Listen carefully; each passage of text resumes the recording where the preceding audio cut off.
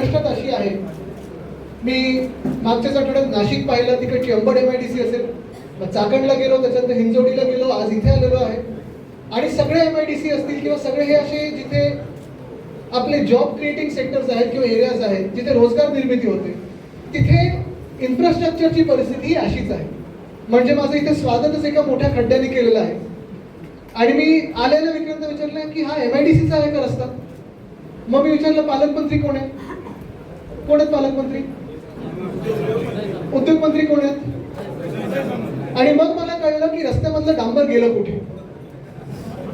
ज्यांना माहिती आहे त्यांना माहिती आहे. पण महत्वाची गोष्ट हीच आहे की जर अशी परिस्थिती आपल्या MIDCची असेल, आमदार म्हणून खासदार म्हणून आम्ही सगळे शासनाकडे मागणी करत असतो की आम्हाला MIDC पाहिजे. का पाहिजे तर तिथे थोडं नीटनेटकं होतं, उद्योगधंदे येतात, रोजगार निर्मिती होते आणि आपल्या गावाकडच्या की शहराकडच्या तरुण तरुणींना आपण रोजगार निर्मिती करू शकतो.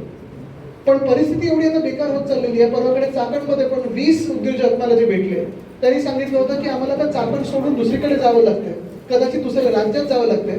कारण जी काही वीज, पाणी आणि रस्ते हे जे बेसिक आहे 2026 मध्ये ज्या MIDC आपण 5 स्टार MIDC समजतो त्या MIDC मध्ये ह्या काही गोष्टीच नाही. आता तसं पाहिलं तर मला एक मोठी यादी आली की हे मंजूर आहे, ते प्रस्तुत आहे, असं तसं अमुक आहे तमुक आहे. पण जरी काही मंजूर असलं, जरी काही प्रस्तुत असलं तरी हे सगळे पेपरवर प्रस्तावित असतं. प्रस्तावित झालं म्हणजे काही ते लगेच होतं असं नाही. आज मी खास करून ते एवढ्यासाठी चालवलं आहे. मी विक्रमजींना तेच सांगितलं की आपण कुठेही सभा नाही, कुठेही मला मंडप नकोय, कुठेही समारंभ नकोय, कारण मला राजकारण करायचं नाही. हा, जे आपलं राजकारण असतं तेच समाजकारण आहे. जे माझ्या आजोबांनी सांगितलं आहे की जे जनहिताचे प्रश्न आहेत ते उचलत जा.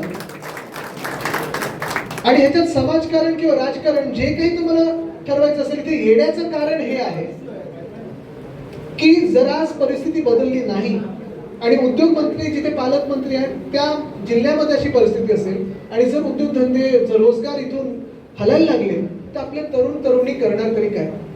त्यांना रोजगाराची संधी नाही मिळणार, पुढच्या पिढीला रोजगाराची संधी नाही मिळणार. आपण स्कूल ठीक करू आंदोलन करतोय, कॉलेजमध्ये जाऊन आपण आपली युनिट्स उघडतो, युवा सेनेचे असतील, कॉलेजचं नीट शिक्षण चालू केलं हे बघतो.